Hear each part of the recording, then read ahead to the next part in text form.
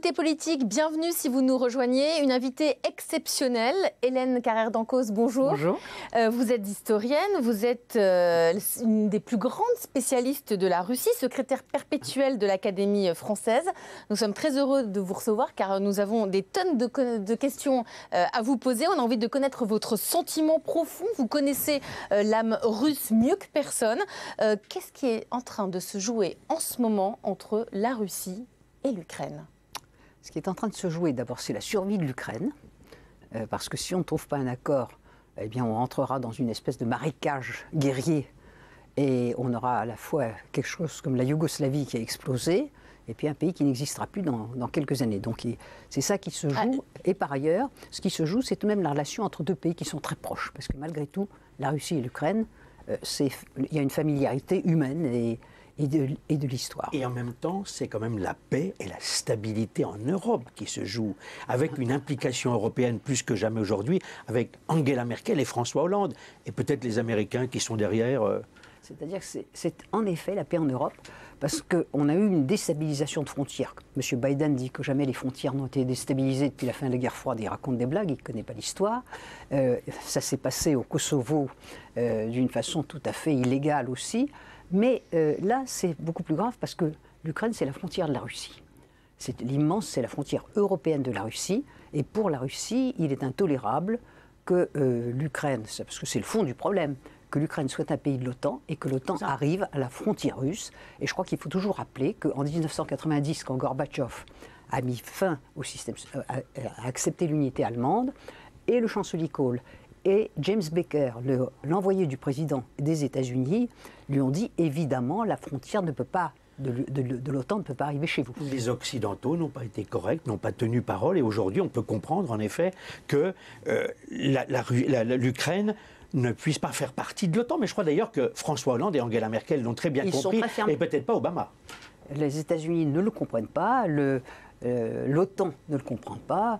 M. Rasmussen n'est plus le patron de l'OTAN, mais enfin, il se répand partout en disant qu'il faut qu'il rentre à l'OTAN tout de suite.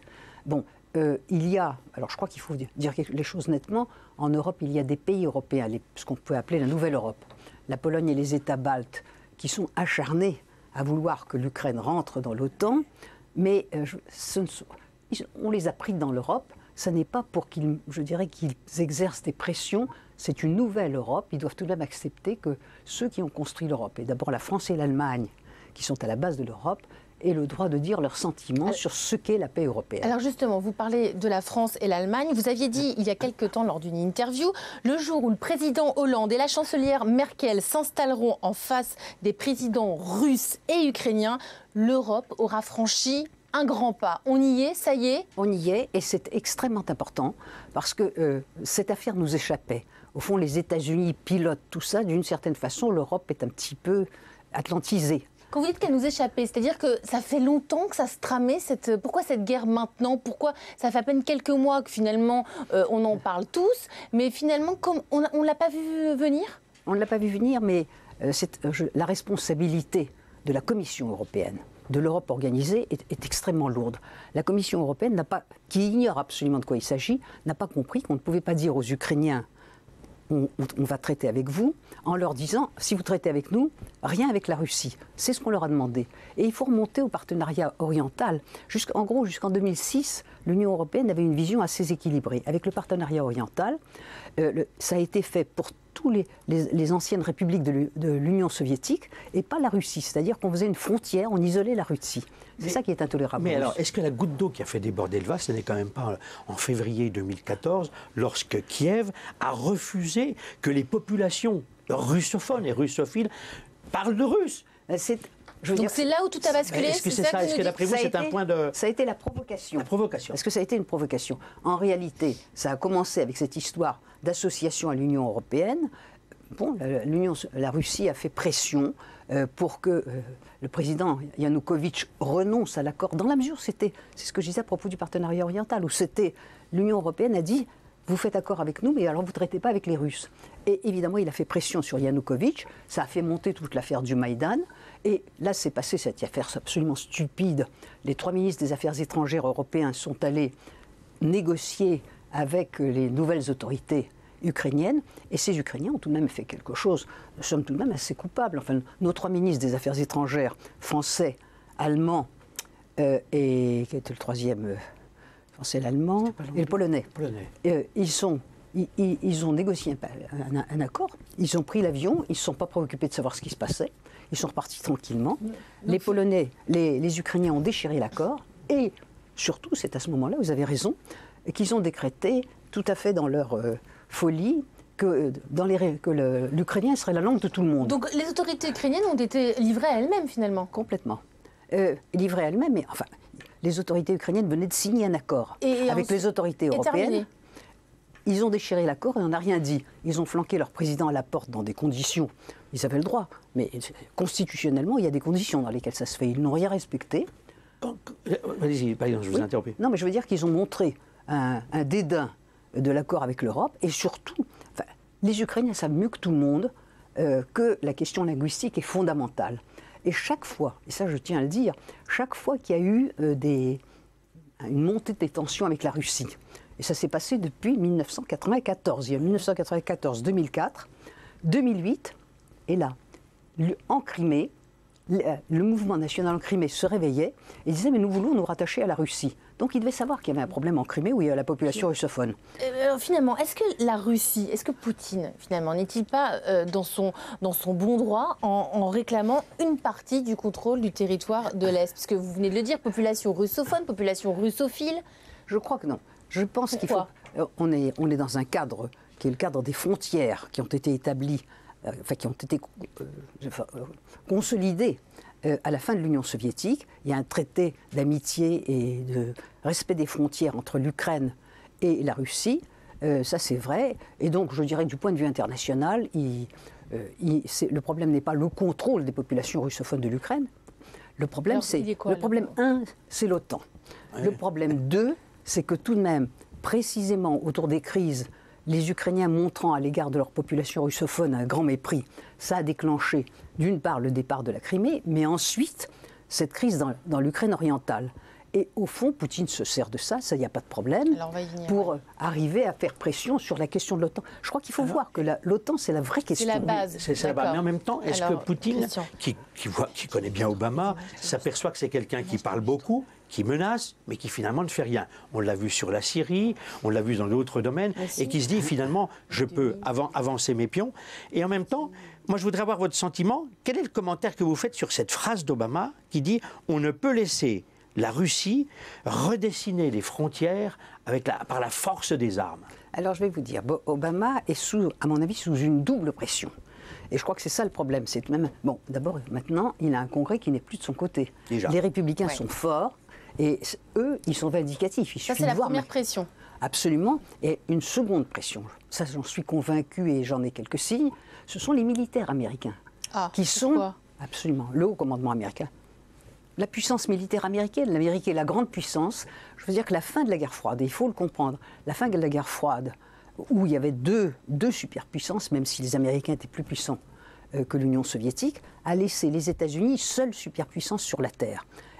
Seule superpuissance, l'Asie monte, ça ne va pas durer, mais en attendant, ça permet aux États-Unis, je dirais d'une certaine façon, de contrôler l'Europe, d'étendre une certaine influence sur l'Europe et d'affronter demain la compétition avec l'Asie en superpuissance consolidée. Et il est clair que la volonté des militaires américains, c'est d'étendre l'OTAN au maximum, d'attendre la puissance américaine. Moi, je me suis quand même toujours posé la question depuis longtemps avec Elisabeth dans cette émission.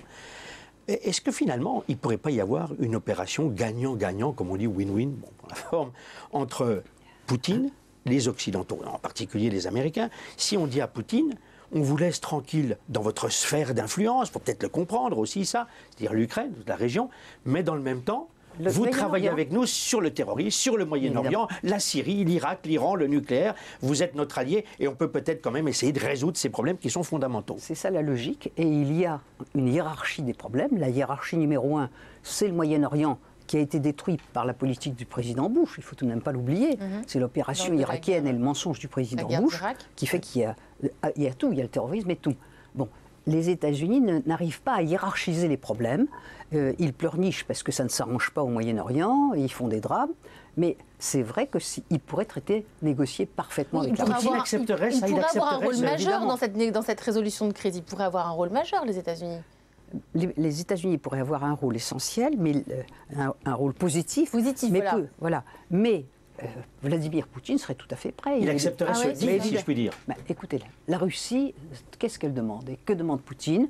Il demande qu'on considère la Russie comme une puissance semblable aux autres, celle avec laquelle on peut traiter. Ce qui est normal. Et pas la puissance à qui on dit « Ah ben vous ne devez pas faire ça ». Ce que les États-Unis ont fait, au Kosovo ailleurs, ou au Moyen-Orient. En Libye.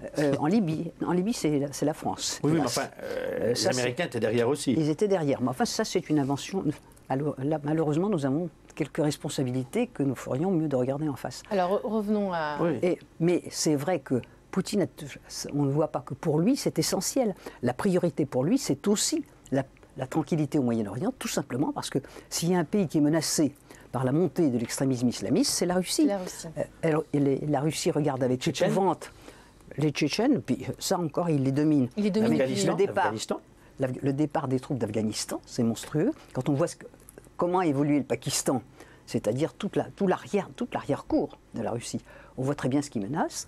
Il ne faut pas oublier que la Russie a une ceinture de républiques islamiques, toute l'Asie centrale, qui est relativement calme, mais on voit bien monter je dirais, une montée du mouvement extrémiste. Ça fermente. Et à l'intérieur de la Russie, il y a tout de même 20 millions de musulmans. Il y a des républiques autonomes qui sont les Tatars, les Bachkirs, etc., qui sont musulmans. Alors, la Russie a toujours su traiter avec les musulmans, mais à condition que l'extrémisme ne gagne pas. Donc, c'est l'intérêt premier de la Russie d'arriver à négocier sur ce qui se passe au Moyen-Orient. Aujourd'hui, selon vous, Hélène Carrère-Dancos, Poutine est-il le maître du jeu face à la diplomatie occidentale? Pas tout à fait. C'est ça le problème. Il est, je dirais, sous-évalué. Par qui? Par l'ensemble de la diplomatie occidentale. Pour les Européens. Par les Américains aussi. Les Américains considèrent qu'on peut s'essuyer les pieds sur la Russie, il n'y a pas de doute. Qu'entendez-vous par sous-évaluer, sous-estimer? On ne mesure pas le poids qu'il a? Qu'entendez-vous par là? Non, il considère d'abord, il y a une idée qui chemine, c'est qu'on peut le déstabiliser et qu'avec un autre type en Russie, ça pourrait marcher très bien. Ce qui est une grave erreur, parce que derrière Poutine, c'est pas que Poutine soit un homme adoré par le peuple, mais en ce moment, parce qu'il maintient une thèse que la Russie est un pays important, et parce qu'il a rattrapé la Crimée, qui est tout de même un terre russe. Bon, eh bien, ça donne une popularité qu'il avait perdue. Donc, quand vous dites que la diplomatie occidentale sous-évalue Poutine, ça signifie que Poutine est le maître du jeu? Poutine, actuellement, est le maître du jeu. Il est président élu de son pays. Il est élu jusqu'en 2018. S'il veut se représenter jusqu'en 2024, mais ce n'est pas là le problème. Il est là tout de suite et il incarne l'intérêt national de la Russie. Voilà, il incarne la dignité de la Russie. Mais là aussi, est-ce que l'Amérique ne commet pas une erreur majeure en ayant fait avec l'Arabie Saoudite baisser les prix du pétrole pour affaiblir l'Iran, on l'a bien vu, la Syrie, mais en même temps la Russie, avec les conséquences que ça a sur le marché intérieur en Russie. Cher Christian Mallard, c'est la seconde fois que l'Amérique joue ce jeu. Elle l'avait fait en 1984, à la fin du régime soviétique. On avait baissé, si vous regardez, les prix du pétrole. Ils avaient été baissés artificiellement par la volonté américaine. Et en effet, ça avait achevé, je dirais, d'une certaine façon, d'affaiblir le système soviétique. Et ça a permis de changer non. Enfin, c'est à ce moment-là que Gorbatchev arrivait. Bon, là, c'est une opération politique et pas économique. C'est la décision de mettre à genoux économiquement la Russie, parce que ce ne sont pas les sanctions qui gênent la Russie. C'est désagréable, c'est humiliant, ça fait des gênes. Voilà, justement, concernant les sanctions, ça marche? Il y a un effet pervers dans ces sanctions. Non, ça ne marche pas. Les sanctions, ça ne marche pas du tout. Alors que les prix du pétrole, c'est grave, parce que véritablement, là, le rouble se porte extrêmement mal. La Russie patine là-dessus. Parce que les entreprises européennes, il y a quand même un petit effet par rapport aux sanctions. Non, mais tout le monde est gêné par ça. Oui. Mais cela dit, ça n'a pas l'impact qu'à la baisse des cours du pétrole. Bon, la Russie est en difficulté aujourd'hui, il n'y a pas de doute. En cas d'échec des négociations, bon, on n'en est pas là. Mais au moment où on en parle, on n'en est pas là. Mais comment vous voyez l'avenir, vous, si jamais on n'arrive pas à se mettre d'accord, si vraiment le fossé, on ne peut pas le combler entre Poroshenko et Poutine? Que peut-il se passer en cas d'échec? Alors, il y a l'hypothèse pessimiste. Ce sont des livraisons d'armes qui rendront la guerre en Ukraine d'autant plus détestable. Oui, non, mais ce sont les pauvres Ukrainiens, parce que je crois qu'il ne faut pas oublier, tout le monde dit « Ah, c'est un climat de guerre ». On ne parle pas de guerre à l'époque nucléaire. Hein. On ne peut pas faire la guerre en Europe, on ne va pas lancer, on ne va pas déclencher le feu nucléaire. Bon. Donc c'est sur le terrain ukrainien, les Ukrainiens vont s'entretuer avec beaucoup plus d'armes, ça sera beaucoup plus pénible pour eux. Ça, c'est l'hypothèse la plus pessimiste.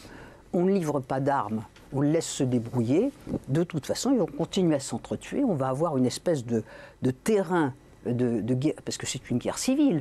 Les guerres civiles, on ne se réconcilie pas comme ça après. Surtout quand les gens sont différents. Ce n'est pas l'Espagne de 1936. Mais est-ce qu'à travers le temps, Hélène Carrère-Dancos, est-ce qu'à travers le temps, on peut concilier le choix de ces deux pays qui sont complètement à l'opposé, le choix des Ukrainiens de devenir une démocratie occidentale, et puis Poutine qui veut régner sur sa sphère d'influence? Hélène Carrère-Dancos, merci d'avoir été notre invitée cette semaine. Je rappelle que vous êtes historienne, l'une des plus grandes spécialistes de la Russie et secrétaire perpétuelle de l'Académie française. Bonne semaine à vous sur i24 News.